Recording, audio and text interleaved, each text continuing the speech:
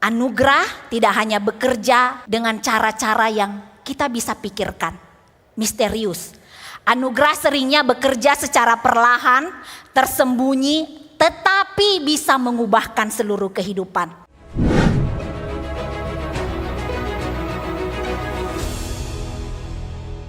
Shalom saudara. Kita bersyukur untuk panitia Paskah yang boleh mempersiapkan video ini dan boleh mengantarkan kita di dalam perenungan firman. Saudara, di depan nanti ada booth LAI dan ada beberapa buku termasuk Alkitab Terjemahan Baru edisi yang kedua. Saya anjurkan saudara untuk boleh mengunjunginya dan boleh memiliki Alkitab Terjemahan Baru edisi kedua. TB1 ke TB2 itu berjarak 50 tahun saudara, dan proses pengerjaan terjemahannya itu butuh waktu kurang lebih 20 tahun dengan proses yang hati-hati dan pertimbangan akademis. Jadi TB2 ini lebih mudah dipahami dan juga lebih dekat dalam kehidupan sehari-hari. Jadi nanti saudara boleh kunjungi booth-nya ya. Kita akan masuk di dalam pembacaan. Silakan saudara membuka Alkitab saudara dari Matius 13 ayat 31 sampai 35. Matius 13 ayat 31 sampai 35. Izinkan saya membacanya dari Alkitab TB2 dan saudara semua mengikutinya. Perumpamaan tentang biji sesawi dan ragi. Yesus menyampaikan suatu perumpamaan lain lagi kepada mereka. Katanya, kerajaan surga itu seumpama biji sesawi yang diambil dan ditaburkan orang di ladangnya. Memang biji itu yang paling kecil dari segala jenis benih. Tetapi apabila sudah tumbuh, sesawi itu lebih besar daripada sayuran yang lain. Bahkan menjadi pohon, sehingga burung-burung di udara datang bersarang pada cabang-cabangnya. Ia menceritakan perumpamaan ini juga kepada mereka. Kerajaan surga itu seumpama ragi yang diambil seorang perempuan dan diaduk ke dalam tepung terigu sebanyak 40 liter sampai mengembang seluruhnya. Semuanya itu disampaikan Yesus kepada orang banyak dalam perumpamaan. Dan tanpa perumpamaan, suatu pun tidak disampaikannya kepada mereka. Supaya digenapi firman yang disampaikan melalui nabi. Aku akan membuka mulutku menyampaikan perumpamaan. Aku akan mengucapkan hal yang tersembunyi sejak dunia dijadikan.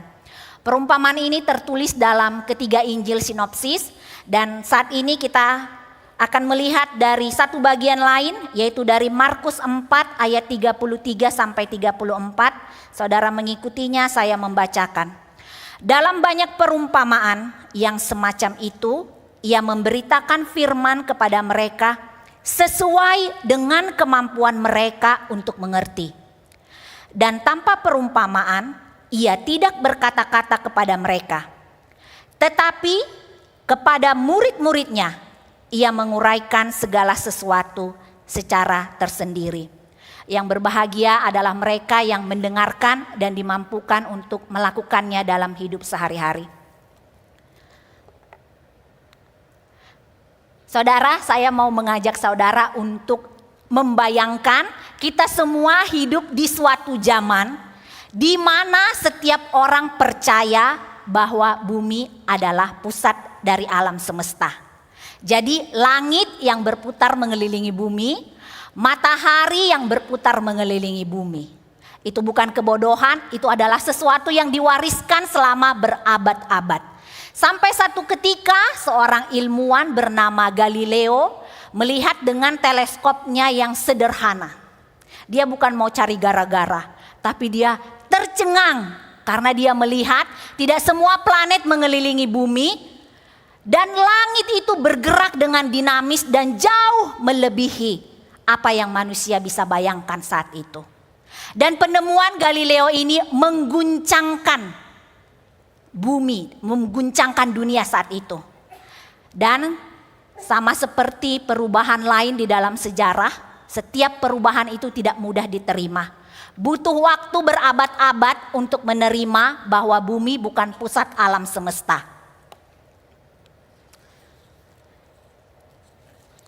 Perumpamaan biji sesawi dan ragi yang tadi kita baca, ini mengguncangkan ekspektasi orang Yahudi yang saat itu mendengarkan.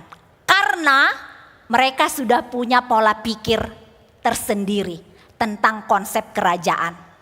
Tidak mungkin terpikirkan bagi mereka kalau kerajaan itu digambarkan seperti biji sesawi. Tidak mungkin ini yang terpikirkan. Konteks untuk biji sesawi saat itu dikatakan kalau biji sesawi yang dimaksudkan dalam perikop itu termasuk dalam spesies black mustard. Ukurannya 1 mm, sangat kecil. Beratnya 1 mg, berarti dalam 1 gram ada 1000 biji sesawi. Warnanya hitam pekat atau coklat tua, bentuknya bulat kecil dan biji ini sangat kecil. Dan petani Timur Tengah sangat familiar dengan biji sesawi. Secara botanikal, ternyata biji sesawi ini bukan yang paling kecil di dunia. Tapi dalam konteks bangsa Yahudi waktu itu, biji sesawi adalah ungkapan idiomatik untuk menggambarkan sesuatu yang sangat kecil. Dan ketika biji sesawi ini ditanam, dia bisa tumbuh menjadi 3-4 meter sehingga burung-burung bisa bersarang. Jadi tanaman ini sebenarnya kuat. Tapi pendengar saat itu sudah punya paradigma sendiri. Sesawi, tetaplah sayuran. Jadi sebenarnya apa yang sedang Yesus lakukan ketika menceritakan perumpamaan ini? Yesus sedang mengubah paradigma mereka tentang kerajaan. Nah, Yehezkiel 31 nanti saudara bisa membacanya. Ini menolong kita untuk memahami paradigma pendengar saat itu.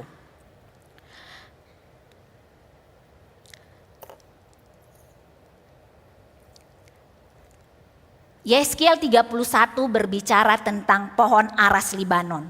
Pohon aras Libanon ini sebagai metafora untuk kerajaan besar yang berkuasa.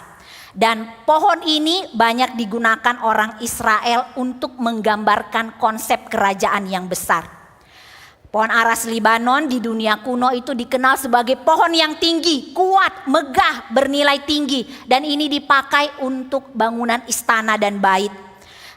Artefak atau spesimen hidup dari pohon aras Libanon ini terdapat beberapa di museum arkeologi di Eropa atau di berbagai arboretum di dunia. Jadi menurut kesaksian orang yang pernah mengunjungi museum, untuk diameternya saja pohon ini tuh perlu 10 orang dengan posisi seperti ini supaya bisa mengelilingi diameter artefak dari pohon aras Libanon ini. Dan yang paling mencengangkan saudara, pohon aras Libanon bisa bertahan sampai 1000 tahun atau lebih. Jadi pohon ini memang pohon yang kokoh, kuat, dan memang cocok digambarkan untuk konsep kerajaan. Yehezkiel 31 menggambarkan akar pohon ini mendapat air berlimpah, artinya ini lambang berkat dan kemakmuran. Cabangnya menaungi bangsa-bangsa, artinya kerajaan itu seharusnya punya pengaruh politik. Dan dikatakan pula burung dan binatang lain berlindung di pohon ini. Artinya bangsa-bangsa bergantung pada kerajaan besar yang seperti ini. Semuanya ini berarti apa saudara?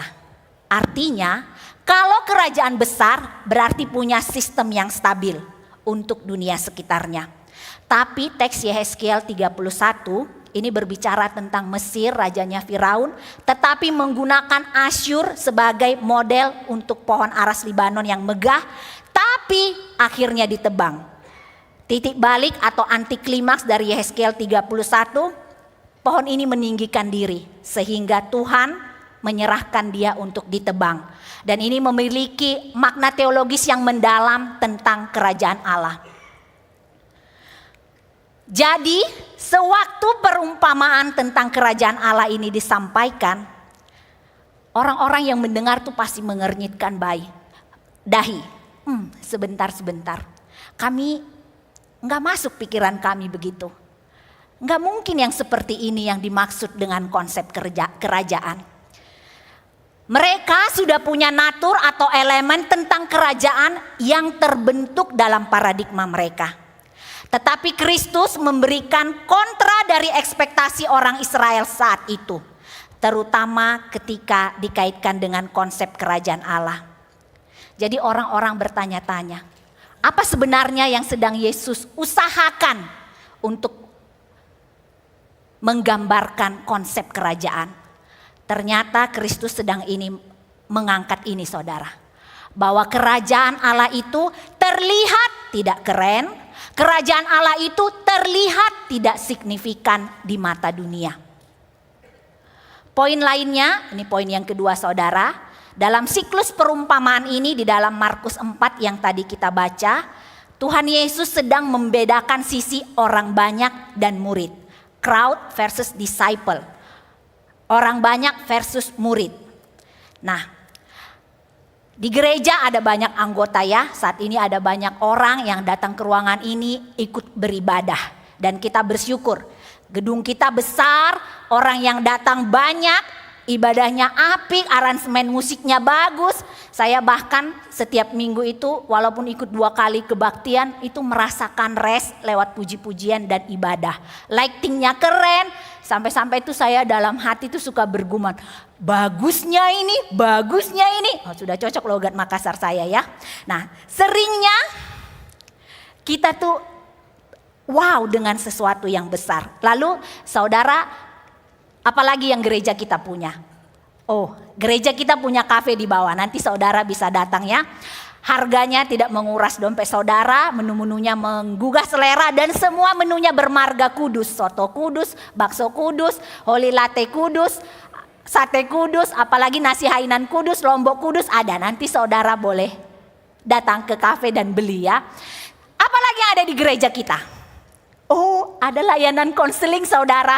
Dan ini disambut sangat baik ya, sampai-sampai harus dibatasi supaya konselornya tidak kelimpungan. Apa ini semua baik? Baik, sangat baik. Tapi hati-hati. Dari perumpamaan yang tadi kita baca, ada bagian intensi yang lebih serius yang dikerjakan Yesus di dalam kumpulan orang yang lebih sedikit, yaitu para murid. Sesuatu yang lebih serius Tuhan kerjakan bagi mereka para murid.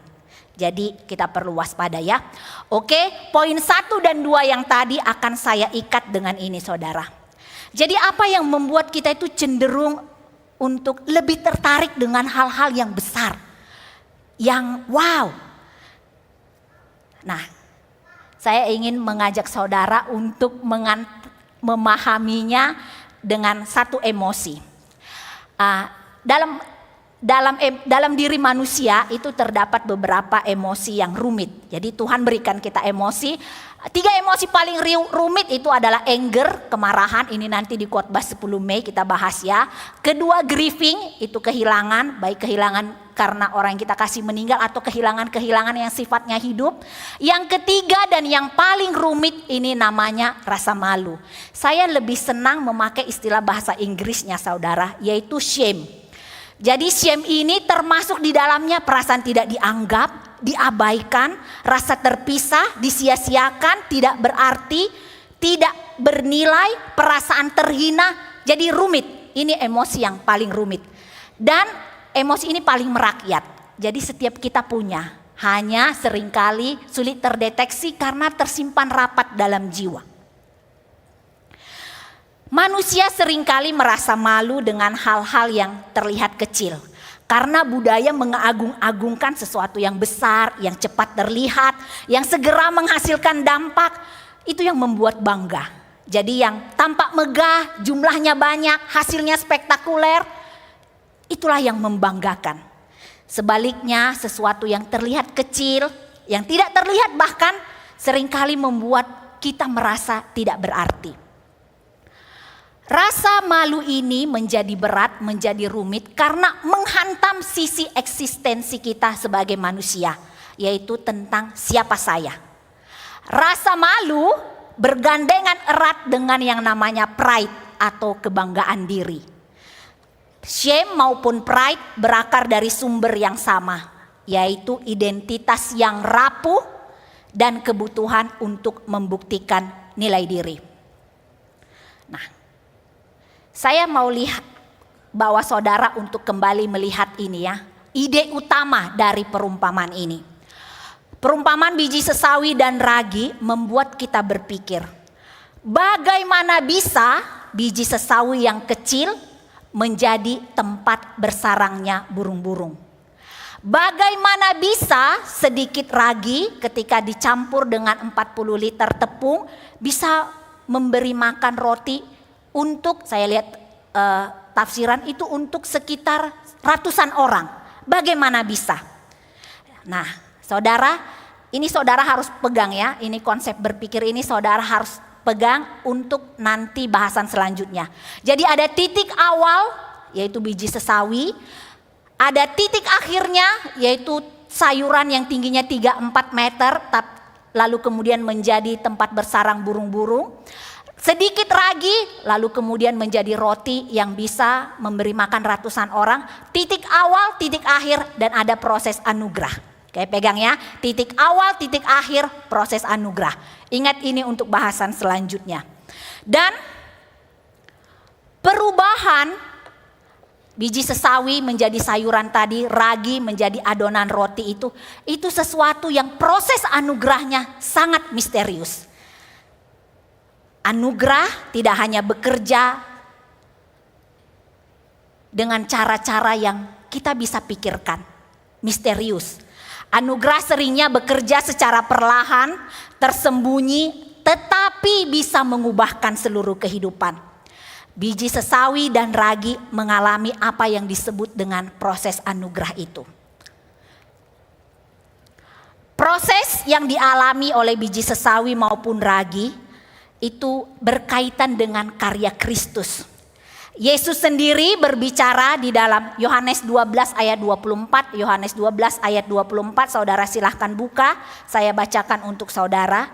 Yohanes 12 ayat 24, sesungguhnya aku berkata kepadamu, jika biji gandum tidak jatuh ke dalam tanah dan mati, ia tetap satu biji saja. Namun jika ia mati, ia akan menghasilkan banyak buah. Bahwa biji gandum harus jatuh ke tanah, mati, sehingga boleh menghasilkan banyak buah. Dengan kata lain, kehidupan yang besar lahir dari pengorbanan yang tampak kecil, tersembunyi. Salib Kristus terlihat seperti kegagalan di mata dunia. Peristiwa salib bukan peristiwa yang tampaknya seperti kemenangan. Yesus disalibkan dalam kehinaan dan penderitaan. Saudara, kita semua mendapat itu ya, perenungan yang disebar di Warta untuk masa Prapaskah ini. Dan untuk saya saudara, dalam masa Prapaskah ini saya terbersit satu hal.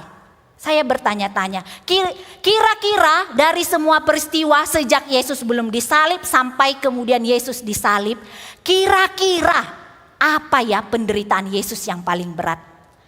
Apa penderitaan terberat Yesus di momen-momen masa sengsara itu? Saya bertanya-tanya saudara, sampai memahami bahwa penderitaan Kristus bukan saja karena dia dihina, dilecehkan, diolok-olok, tapi penderitaan Kristus yang paling utama dimulai di Taman Getsemani. Ketika peluhnya berubah menjadi tetes darah dan ia berdoa, Bapakku, jikalau sekiranya mungkin, biarlah cawan ini lalu daripadaku. Namun janganlah seperti yang ku kehendaki, melainkan seperti yang Engkau kehendaki. Dan momen paling gelap saat Yesus berkata di salib, Eli Eli lama sabaktani, Allahku Allahku mengapa Engkau meninggalkan aku. Jadi momen penderitaan Yesus yang paling ultimate, pisah dari Bapa. Kristus sangat mengasihi Bapa dan ia tahu kehendak Bapa yang sempurna. Terpisah dari Bapa ini momen yang paling memalukan, paling shameful yang dialami Yesus. Namun justru melalui momen itu Allah memulai karya keselamatan yang mengubah dunia. Yesus disalib, menyerap semua rasa malu, memasukkannya ke dalam dirinya. Itu yang membuat ia mampu merestorasi kita dari rasa malu. Saudara, mungkin bagi saudara yang peka itu cukup mengerti ya, menyerap emosi itu pekerjaan yang melelahkan. Ada situasi-situasi yang mungkin membuat saudara itu terkuras habis karena menyerap emosi. Itu sangat melelahkan. Dan pekerjaan yang paling melelahkan itu, menyerap rasa malu itu dilakukan oleh Kristus di salib.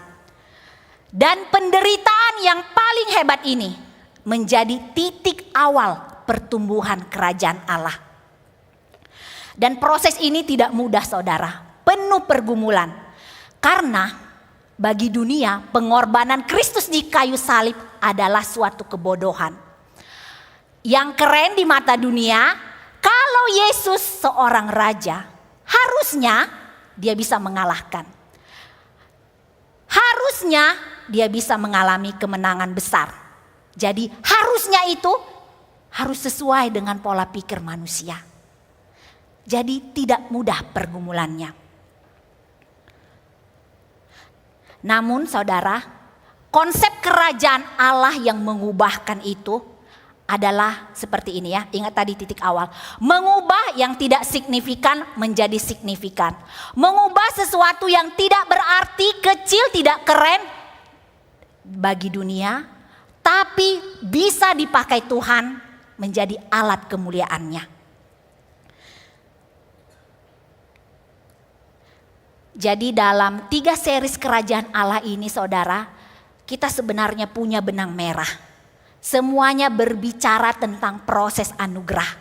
Dan yang hari ini fokus titik awal, titik akhir, proses anugerah di tengahnya. Kita lihat. Sama seperti biji sesawi yang kecil, salib Kristus menjadi titik awal untuk kehidupan baru umat manusia. Dari karya penebusan Kristus lahir gereja, komunitas orang percaya yang terus bertumbuh. Sama juga seperti ragi yang bekerja dari dalam, tidak terlihat, memengaruhi seluruh adonan, tapi begitu anugerah bekerja, hasilnya berdampak nyata dalam kehidupan. Ketika seseorang percaya kepada Kristus, memang perubahan tidak langsung terlihat. Namun Roh Kudus bekerja di dalam hati. Cara berpikir mulai berubah, keinginan mulai dimurnikan, kasih mulai bertumbuh, karakter mulai dibentuk, dan perubahan sering sekali terjadi dengan diam-diam, namun dampaknya menyeluruh. Dan secara khusus di minggu ini kita mau melihat proses meresponi anugerah itu. Meresponi dengan apa saudara? Dengan ini, perubahan paradigma. Paradigma kerajaan Allah. Paradigma yang melihat hidup dari atas. Dari konsep kerajaan Allah. Jadi saudara bisa perhatikan hidup saudara dengan hati-hati. Baik itu di kantor, di sekolah, di gereja, di dalam hidup pelayanan. Ketika anugerah itu bekerja, ketika perubahan paradigma itu terjadi, kita tidak lagi mempermasalahkan ini besar atau kecil. Ini terlihat wow atau bahkan tidak terlihat. Kita tidak lagi memiliki intensi seperti itu. Tapi kita mau mengerjakannya dengan penuh kesetiaan. Sama seperti para rasul, orang-orang sederhana awalnya. Tapi setelah Yesus naik ke surga, pelayanan para rasul bukan terhenti, tapi justru meluas. Petrus di kemudian hari menjadi soko guru bagi gereja Tuhan di dunia. Thomas yang sempat meragukan Yesus itu pergi sampai ke India. Andreas melayani di Asia Kecil dan Yunani. Jadi saudara bisa melayani dalam bidang apapun yang Tuhan menggerakkan. Bukan mempermasalahkan itu besar atau kecil. Misal saat ini kita bergumul untuk kebutuhan guru sekolah minggu, asisten guru sekolah minggu. Ini pekerjaan yang tampaknya remeh-temeh, nganterin anak kecil ke restroom, jaga-jaga supaya mereka tidak jatuh. Tapi ini berdampak besar. Atau nanti akan diumumkan yang ingin tergabung menjadi pendoa di gereja. Jikalau saudara tergerak, saudara bisa melakukannya. Bukan karena itu besar, kecil, berarti, bernilai atau bagaimana. Tapi karena saudara mau melakukannya dengan kesetiaan. Dan intensi yang lebih serius dinyatakan Tuhan kepada para murid. Jangan jadi orang yang berbagian di gereja hanya sebagai crowd, orang banyak yang hanya datang. Tapi mari berbagian dalam gereja sebagai murid, sebagai disciple yang mau punya hati yang mau diubahkan dan dibentuk. Saudara, saya mau bagikan ini ya. Saya itu S1-nya Teknik Elektro Telekomunikasi. Saya lulus tahun 2008. Kira-kira setahun sebelum lulus itu sudah ada perusahaan yang meminta saya, Pride ya. Ada Pride jadinya. Lalu saya berkarir 11 tahun. Dari 11 tahun itu ada 8 tahun yang saya bergumul untuk masuk seminari. Jadi bergumul tentang panggilan hidup. Dalam 8 tahun itu tidak mudah, saudara. Saya berpisah dari pria yang sangat saya kasihi waktu itu, yang sekarang sudah di planet lain tentunya. Lalu kemudian saya struggle dengan orang tua saya. Lalu waktu itu yang terpikirkan bagi saya adalah perubahan yang mungkin paling berat untuk kami adalah perubahan gaya hidup. Saya kerja di perusahaan multinasional, penghasilannya baik, posisinya baik. Saya hanya berpikir itulah yang paling berat di dalam perubahan ini. Tapi ternyata saudara, ada yang paling berat, bukan itu. Mulai dari dalam diri saya. Di seminari 4 tahun, itu tidak mudah karena saya harus didudukkan dengan luka-luka saya yang biasanya selalu hanya membawa ke kognitif, kurang afeksi, tiba-tiba harus didudukkan dengan proses pemulihan luka, lalu kemudian jam praktik yang supervisi itu tidak mudah.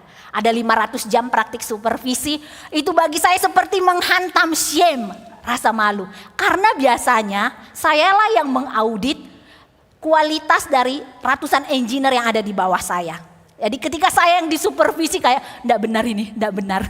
Ada perasaan begitu. Jadi shame itu seperti menusuk saya waktu itu. Tapi dari semua pergumulan yang paling tidak mudah bagi saya adalah relasi saya dengan papa saya. Sewaktu saya masuk seminari, papa saya itu marah, kecewa, dan saya bisa paham saudara. Panggilan saya waktu itu bagi dia sesuatu yang memalukan, shameful. Karena saya bagian signaling itu jadi mengurusin yang tower-tower itu yang ada antenanya besar-besar begini. Si papa itu kalau lihat tower tuh langsung bangga, anakku tuh kerja yang di sana gitu. Ada perasaan bangga. Kadang-kadang tuh dia suka bilang, anakku tuh engineer perempuan satu-satunya di perusahaannya. Ada pride saudara. Dan ketika saya meninggalkan itu semua, itu bagi si papa tuh menghantam nilai dirinya. Sampai 3 tahun saya di seminari, dari 4 tahunnya, 7 tahun saya di Malang. 3 tahun itu si papa mendiamkan saya saudara. Jadi saudara bisa tahu saya sangat terluka dengan diamnya papa saya 3 tahun. Tapi Tuhan sungguh baik, ada proses anugerah. Satu waktu kira-kira 1 tahun sebelum si papa meninggal, ada seorang ibu yang datang ke rumah kami. Saya tidak tahu ibu ini dan saya baru bertemu dia di hari pemakaman papa saya. Dan ibu ini saya tidak bisa ceritakan banyak. Ibu ini hanya berkata kepada papa saya, terima kasih karena anak perempuan bapak sudah menolong anak saya. Terima kasih karena anak perempuan bapak sudah memberkati keluarga saya. Anak laki-laki saya meninggal di dalam Tuhan, ditolong. Jadi ceritanya ada klien saya rutin konseling, meninggal. Dan ini membuat keluarganya terpukul karena tidak ada apa-apa, tidak ada percakapan apapun. Tapi ada kesempatan dalam pengaturan Tuhan, dia tahu kalau anak laki-lakinya meninggal di dalam Tuhan. Dan itu sesuatu yang sangat melelehkan hati saya. Karena Anugerah yang saat itu saya nanti-nantikan dari Tuhan adalah ketika orang-orang yang saya kasihi celebrate, merayakan panggilan saya. Dan pergumulan itu tidak mudah saudara. Ada proses yang tidak mudah. Selama bertahun-tahun di Malang, terutama 3 tahun pertama di seminari, saya itu jatuh bangun. Kayaknya nggak benar ini, saya kembali aja jadi engineer. Tapi dalam pengaturan Tuhan, saya diizinkan boleh tinggal dengan seorang dosen saya, almarhum Pendeta Rahmiati. Dan ada satu pertanyaan yang bagi saya waktu itu sangat mengubahkan. Mendri, apakah kamu mengasihi Tuhan?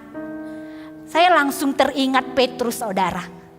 Petrus 3 kali ditanyakan Tuhan, apakah engkau mengasihiku? Pertanyaan do you love me itu sesuatu pertanyaan yang menyesakkan. Ketika Petrus ditanyakan hal itu, bayangan-bayangan kegagalan dia menyangkali Yesus tuh terbersit dalam hatinya. Pertanyaan do you love me membutuhkan jawaban dalam pergumulan. Karena tidak mudah. Ini menghantam shame dan pride dalam diri kita. Tapi rupanya ada bagian yang lebih mudah untuk ditanyakan bagi hati kita. Apakah engkau mau melakukan kehendakku? Ini rasanya lebih mudah untuk kita jawab. Saudara, saya tidak tahu dalam pergumulan jemaat apa perubahan yang saudara nanti-nantikan. Mungkin itu berkaitan dengan hubungan saudara dengan anak, pasangan, dengan mertua, menantu atau di pekerjaan. Ada titik awal yang ingin saudara tinggalkan. Ada titik akhir yang saudara nanti-nantikan ingin saudara tuju.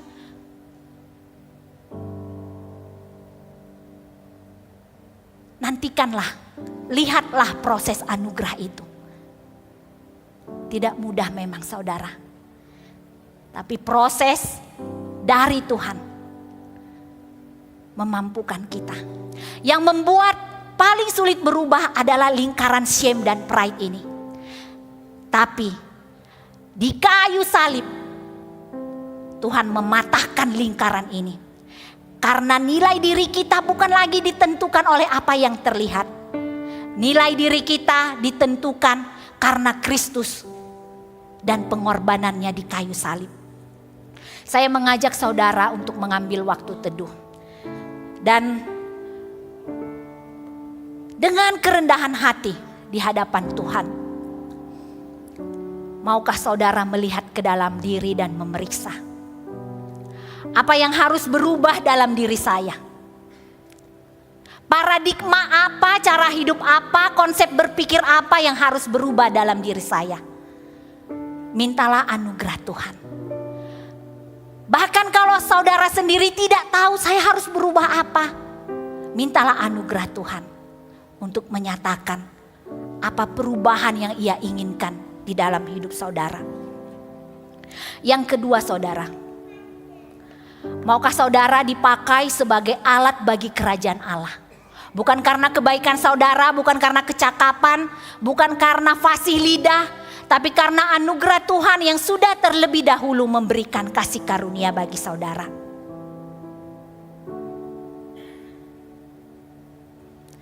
Saya undang kita semua untuk meresponinya dengan satu pujian. Mari bangkit berdiri saudara.